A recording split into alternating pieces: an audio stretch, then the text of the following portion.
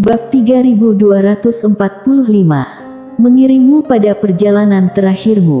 Sudah mati. Tidak bisa dipungkiri, saat ini Mileye dan Putri Kara benar-benar terkejut. Kedua orang tersebut sama-sama tidak menyangka bahwa pria Parubaya yang menakutkan ini akan mati begitu saja. Kepalanya bahkan dilemparkan keluar. Mileye menyadari bahwa situasinya tidak semudah itu. Penguasa tiada batas melihat Mileye sekilas, lalu berkata, "Kamu ketakutan begitu saja." Mileye tersenyum pahit. Penguasa tiada batas berkata, "Ini masih bukan alam ilusi, di atasnya adalah ruang waktu 0 derajat, dan melalui ruang waktu 0 derajat juga tidak dapat mencapai alam ilusi." Mileye terdiam. Penguasa tiada batas seolah-olah membawanya untuk melihat jalannya sendiri di masa depan. Menuju ke dunia nyata. Jalur ini harus ia tempuh sendiri. Penguasa tiada batas tiba-tiba berkata, "Mau melihat lebih banyak lagi?" Mileye mengangguk, "Ya." Penguasa tiada batas mengangguk, lalu membawa Mileye dan Putri Kara menuju ke kejauhan. Dalam sekejap, ketiganya memasuki gerbang ruang waktu dan mereka melihat kilatan cahaya putih di depan mata mereka. Pada saat berikutnya, mereka muncul di tengah bintang yang sunyi. Saat muncul di antara bintang-bintang, wajah Mileye tiba-tiba menjadi sangat serius. Pada saat yang sama, kekuatan darah iblis gila dalam tubuhnya bahkan aktif dengan sendirinya, dengan kekuatan darah yang kuat terus mengalir keluar dari tubuhnya. Dingin. Sejauh ini dinginnya. Bahkan Mileye pun tidak dapat menahannya. Pada saat itu, penguasa tiada batas yang berdiri di samping tiba-tiba berkata, "Tempat ini adalah tempat paling dingin di alam semesta ini. Oleh karena itu, disebut sebagai ruang waktu 0 derajat. Di sini, tidak ada suhu sama sekali, benar-benar dingin." Mileye berbalik melihat Putri Kara dan wajah Putri Kara juga tampak sangat serius. Pada saat ini, tidak jauh dari mereka, seorang gadis kecil berpakaian putih berdiri di sana. Gadis kecil berpakaian putih itu berusia sekitar 13 atau 14 tahun, rambutnya diikat dengan kuncir panjang dan dia memegang sabit di tangannya. Di bawah kakinya tergeletak jasad pria Parubaya yang baru saja mati. Gadis kecil berpakaian putih memegang seutas cincin penyimpanan yang berlumuran darah di tangannya. Melihat Mileye dan dua orang lainnya, gadis kecil berpakaian putih tiba-tiba terlihat sangat gembira, tetapi segera, matanya langsung tertuju pada penguasa tiada batas. Ketika melihat penguasa tiada batas, ekspresinya menjadi agak serius, kemudian, ia kembali melihat Mileye, tetapi tidak lama setelah itu, matanya kembali ke penguasa tiada batas. Jadi, pandangannya terus-menerus beralih antara penguasa tiada batas dan Mileye. Penguasa tiada batas melihat gadis kecil berpakaian putih, tanpa berkata-kata.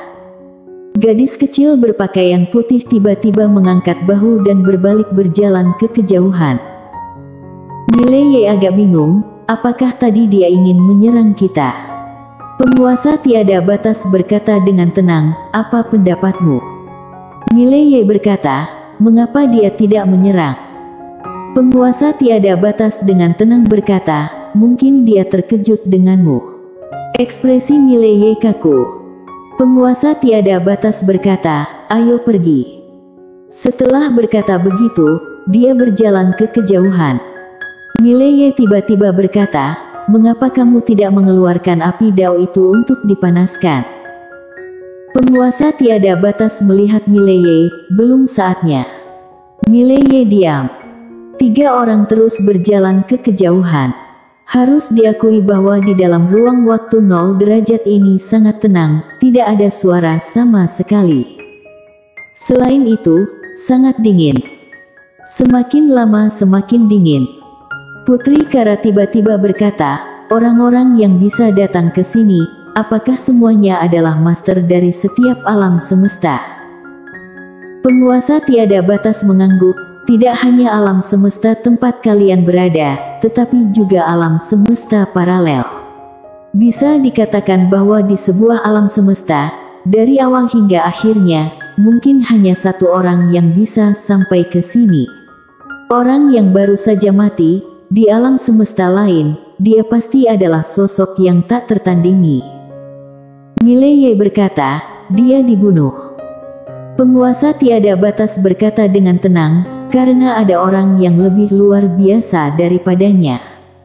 Di sini, tidak ada yang paling kuat, hanya yang lebih kuat. Putri Kara tiba-tiba berkata, apakah aku dan Tuan Muda Ye di sini dianggap yang terendah? Penguasa tiada batas melihat Putri Kara, kamu mungkin dianggap terendah, tetapi yang di sampingmu mungkin tidak. Putri Kara sedikit terkejut, lalu berkata, aku pernah berduel dengan Tuan Muda Ye, kita dianggap imbang. Penguasa tiada batas menggeleng, kamu hanya melihat kekuatan Tuan Muda Ye sendiri, tapi kamu tidak melihat kekuatan di baliknya. Beberapa orang, dia bukan satu-satunya, mengerti. Putri Kara berkedip, kemudian menatap Mileye, tersenyum, sebenarnya, aku rasa tidak ada yang salah dengan itu. Penguasa tiada batas, aku ingin bertanya, saat kamu menjadi orang takdir, kamu pasti bukan berasal dari orang biasa, bukan? Penguasa tiada batas melihat Putri Kara dan Putri Kara tersenyum sambil berkata, ceritanya begini, sejak lahir, aku langsung berada di kekaisaran kuno. Dengan kelahiran itu sendiri, aku sudah melampaui banyak orang. Ketika aku memulai perjalananku dalam seni bela diri, aku memiliki teknik latihan dan sumber daya pelatihan. Bisa dikatakan bahwa tanpa platform besar seperti kekaisaran kuno, aku tidak mungkin mencapai posisi ini sekarang. Dia tersenyum sedikit, penguasa tiada batas, kamu adalah orang takdir dari generasi sebelumnya, jadi, aku yakin kamu juga memiliki beberapa pengalaman istimewa, benar? Penguasa tiada batas mengangguk, memang. Putri Kara tersenyum, dalam beberapa hal, kami dan Tuan Muda Ye adalah sejalan. Yang berbeda adalah, orang di belakang Tuan Muda Ye lebih kuat daripada dukungan di belakang kami. Penguasa tiada batas menggeleng, kamu berpikir begitu karena kamu belum pernah dipukul. Putri Kara. Penguasa tiada batas berkata, ayo pergi. Setelah berkata begitu, dia berjalan ke kejauhan.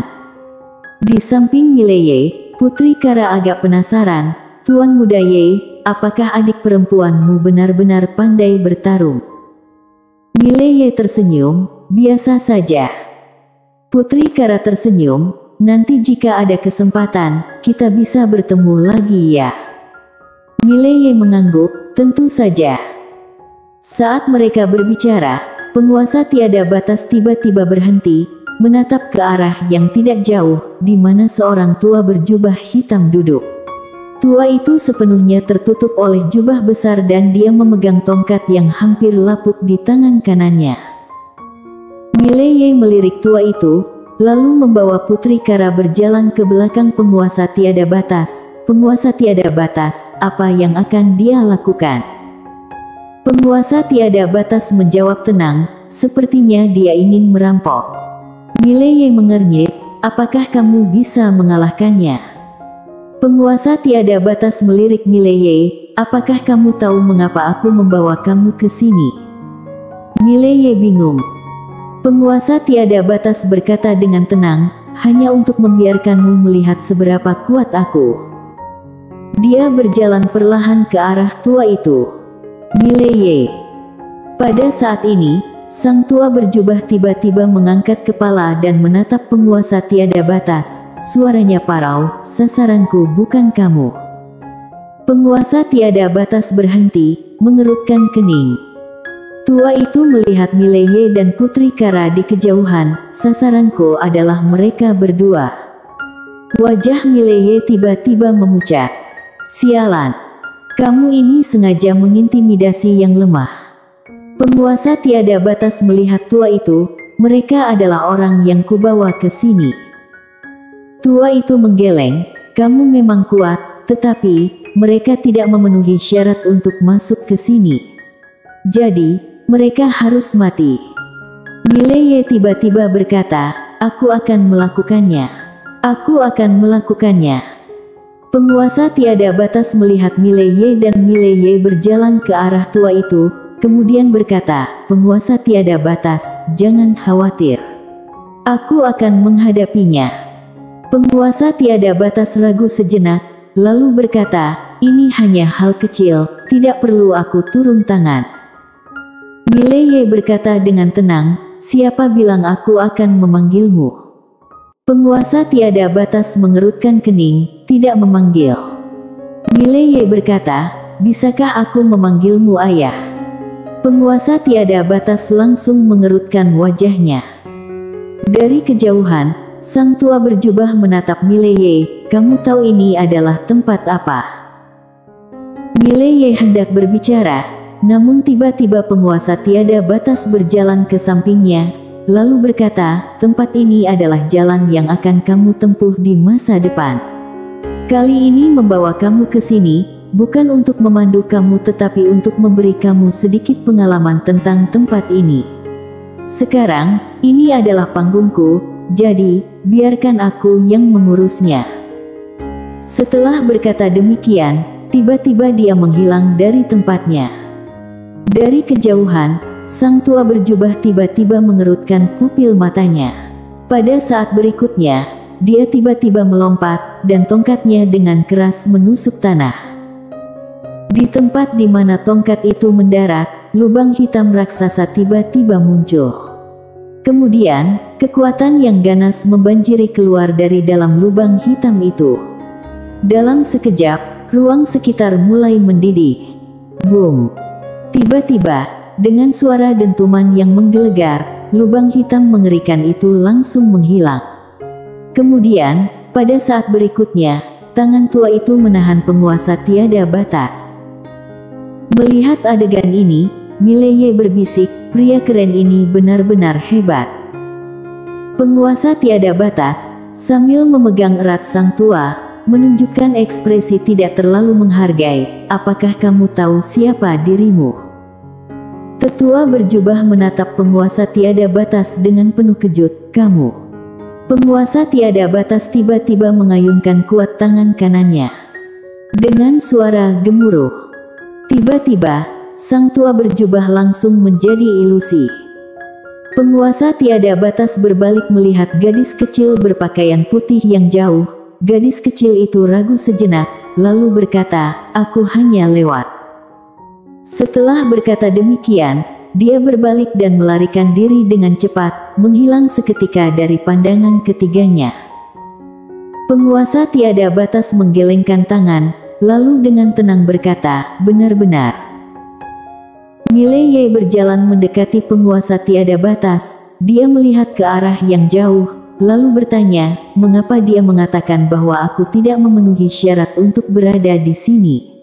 Hanya karena aku lemah. Penguasa tiada batas berkata dengan tenang, rasa superioritas. Orang-orang di sini, meskipun tidak bisa pergi ke dunia ilusi nyata, mereka jauh lebih kuat daripada orang-orang di bawah. Seiring berjalannya waktu, mereka mengembangkan rasa superioritas yang aneh di sini, dengan kata lain, merendahkan dan memandang rendah orang lain di bawah mereka. Mileye mengangguk ringan, mengerti. Penguasa tiada batas berkata, mari pergi. Setelah berkata demikian, dia berjalan ke arah yang jauh. Mileye melihat mayat tua itu, menggelengkan kepala, lalu menyimpan cincin penyimpanan tua itu. Dia melihat-lihat, di dalam cincin penyimpanan itu ada sejenis batu kristal khusus, bukan kristal aturan, tetapi jenis kristal khusus lainnya. Meskipun energi kristal ini tidak sekuat kristal aturan, namun lebih baik daripada kristal samsara. Di sampingnya, penguasa tiada batas melirik Mileye, namun tidak mengatakan apa-apa. Uang dan benda lainnya tidak memiliki nilai yang signifikan baginya.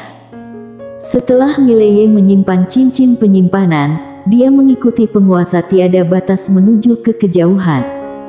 Dia melihat penguasa tiada batas, lalu bertanya, "Apakah kamu akan meninggalkan tempat ini hari ini?" Penguasa tiada batas mengangguk. Mileye mengangguk ringan, "Aku akan mengantarmu sampai akhir." Penguasa tiada batas mengerutkan kening. Apakah kata-kata ini terdengar agak aneh? Bersambung.